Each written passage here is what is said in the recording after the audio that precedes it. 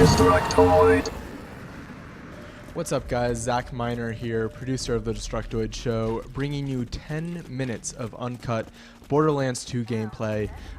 This is the opportunity level that they were showing off at E3 2012, and here we're playing as AXTON. You win this round, inanimate object! Minion, I need you to search the opportunity drop zone for a deactivated constructor. Then, you can use it to cut through the statues for you!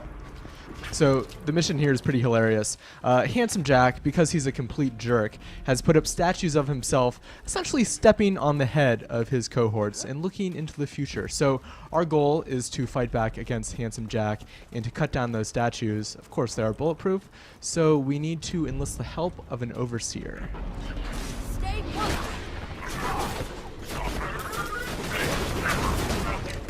So you'll see that we're playing alongside Zero and Maya, the assassin and Siren.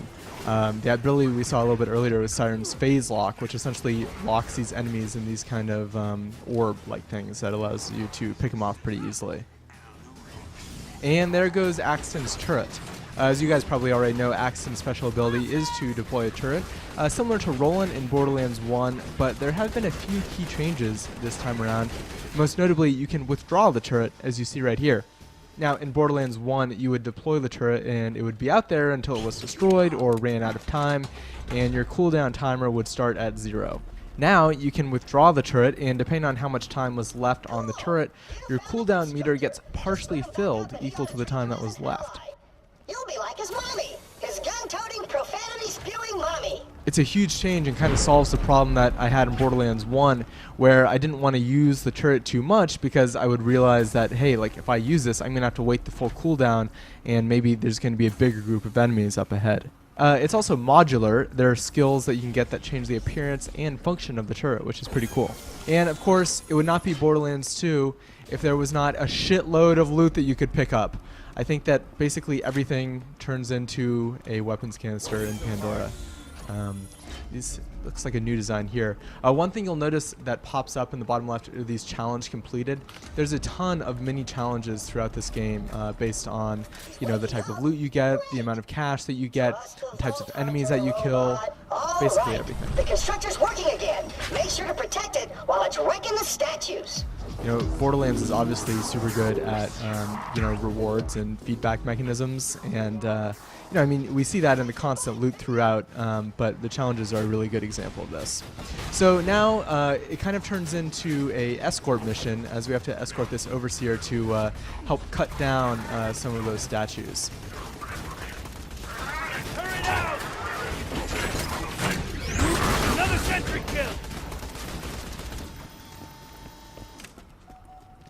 And we're withdraw, and the cooldown meter is almost refreshed. We can almost throw a turret out almost immediately.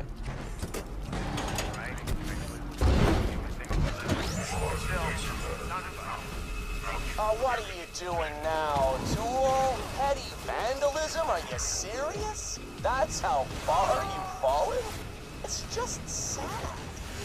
Handsome Jack is pretty hilarious. Alright, you made your point. You don't like the statue, I get it. I look a little too badass with my foot in that bandit's face, right? You're jealous. I get it. As you guys can tell, he's totally hateable. Like, he's a complete jerk and a great villain. But his dialogue is all fantastic. It makes you kind of really like him. Anthony Birch has done a great job just in the writing throughout. You know, it's kind of hard to tell from you know, small previews or gameplay trailers, but I mean, as you guys can tell from the Claptrap dialogue, even the Overseer dialogue, and especially Handsome Jack, the game's sense of humor is just fantastic. Out of your system? Great. Now go home and stop screwing with my stuff, or we're gonna have a frickin' problem. As you can see on the left here, there's a mural that gives a nice little nod to the first game, and here we get a glimpse of the inventory and skill trees. So a couple things to note about the inventory. There are no longer carryable health packs. You don't have to worry about pausing and trying to activate them.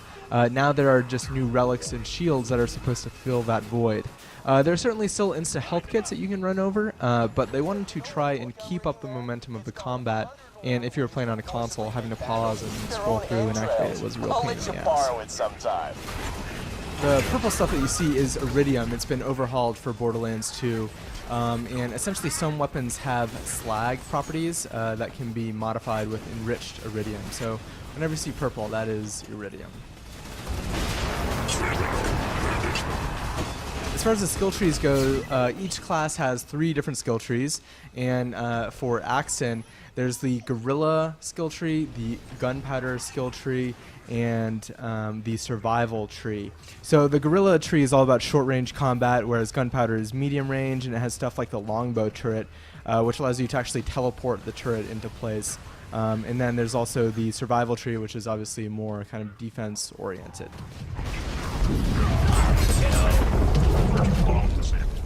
I can actually see why you'd want to tear that particular statue down. Clearly you're illiterate, and the image of me enjoying a good book just makes your head hurt so awful. God damn it, Jack. You son of a bitch. So, obviously, the fight for your life is back in Borderlands 2. I believe there is a special ability that allows you to equip grenades when you're in that for AXTON. But, you know, it's pretty useful when you die wielding a rocket launcher. Because you can take out enemies in pretty much one hit.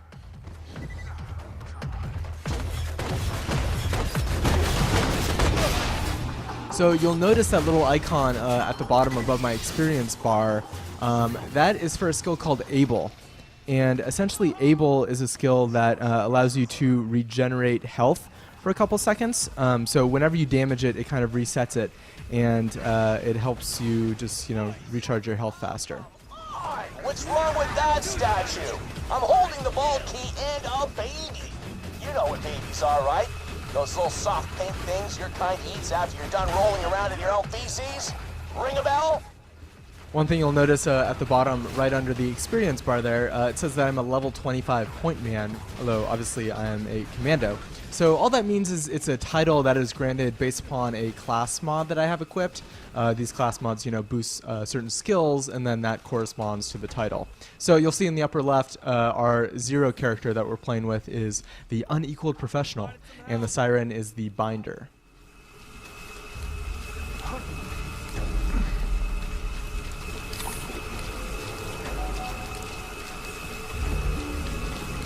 Operation complete.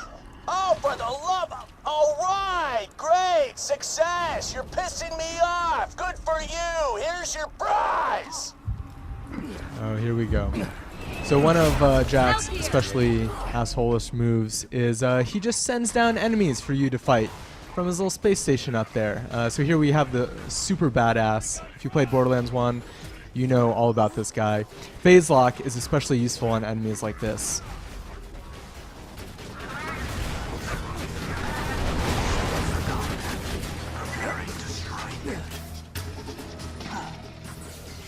And withdraw.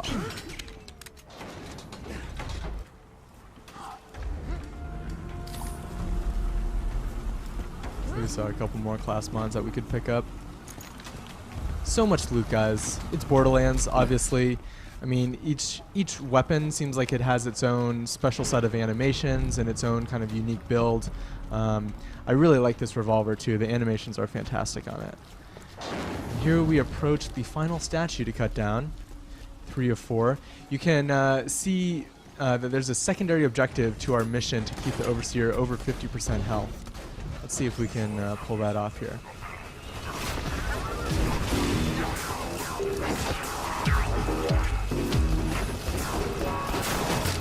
What is this even accomplishing? Are you trying to piss me off? Was that your goal? Well, mission accomplished, Jagoff. You know when I'm curb stomping your dumb little ass to death? You can take solace in the fact that one time, for like 8 seconds, you mildly irritated me. Good for you. Your parents must be so proud. Alright, Jack. Keep it to yourself, buddy. So you can see that AXTON has kind of a weak melee attack. You know, I mean, I guess it's pretty standard, but if you hop over to youtube.com/rev3games, you'll see us playing through this level as 0, and his melee attack is simply badass. You know, I mean, it's a goddamn sword. So here we have the TDR rifles. You guys are probably pretty familiar with these. TDR is a manufacturer that Randy Pitchford kind of describes as the Walmart gun. They're so cheap that rather than just reload them, fuck it, just throw them away. Throw them at the enemies when you're done with them. they can be used kind of strategically. So whenever you hit reload, it throws them depending on whether there's one bullet left in the clip or it's completely empty. And it will do more damage. The explosion will do more damage if you have a full clip that you throw out. So that's pretty cool. And that is such a satisfying explosion. God damn, that looks good. This whole game just looks good. I mean, the color palette and the design of this level is really different from stuff that we saw in Borderlands 1. I've already got a great idea for a new statue. It's just gonna be me kicking you in the junk. I'm gonna commission like 15 of those bitches and just put them everywhere. Now that you're done with that bot, it's time for some fun. You ever seen a constructor bot dance, Minion? Because you're about to. Hit that other button to activate his dancing subroutines. Who doesn't love dancing robots? 3, 2, 1, dance time! Massive dance circles. Error. Error. Oh, he, just exploded, didn't he? I guess that's kinda like dancing. Thanks, Are Claptrap. such a jackass. Success! Opportunity will be temporarily free of jack statues forever! They've got a nice back and forth, as you guys can tell. And here we go. A couple more bad guys. Here we see Saturn, which is a pretty epic boss. Now, if you hop over to the Zero gameplay, you'll see that he doesn't throw Saturn at us, but actually a similar robot called Talos. So there are these kind of random super bosses that you can fight.